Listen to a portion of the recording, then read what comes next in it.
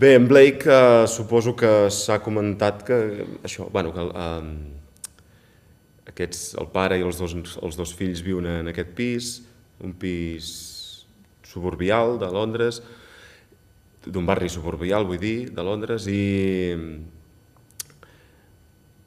són tres personatges que viuen reclosos dins del seu propi món, dins d'aquestes quatre parets, i especialment en Blake, com a germà gran, bueno, fa 20 anys que no surt d'aquestes quatre parets i ja no recorda res del seu passat. L'únic que té és la paraula. És l'única cosa que li queda és la paraula que li fa repetir cada dia el pare, perquè cada dia representa la mateixa farsa, cada dia, cada dia.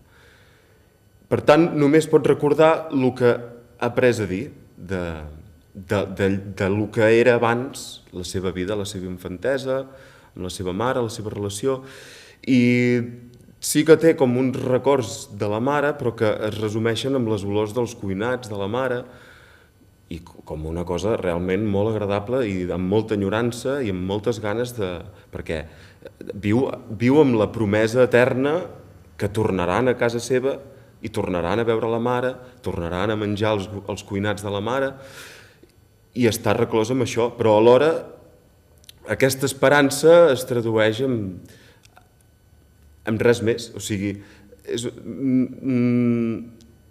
té un món imaginat, induït pel pare, imaginat a fora, que és un món perillós, vaja. I en Blake, com que no coneix res més, aquí dintre, malgrat tot, se sent segur. I ja en té prou. I per tant entra en una contradicció perquè el seu germà sí que sap alguna cosa més o intueix alguna cosa més i el seu germà intenta arrossegar-lo cap al seu terreny i ell, malgrat que el seu germà és l'única cosa que li queda perquè el seu pare no sap ni el que és una relació afectiva.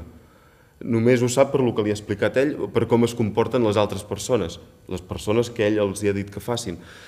Per tant, és un tio que pràcticament no té una personalitat feta, o sí que la té, però d'una manera orgànica, però orgànica gairebé animal, no sé, és una mica...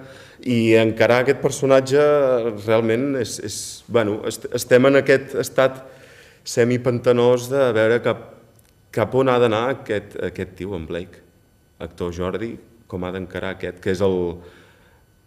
Els altres, diguem, són els fàcils, no sé com dir-ho. Aquest és el repte.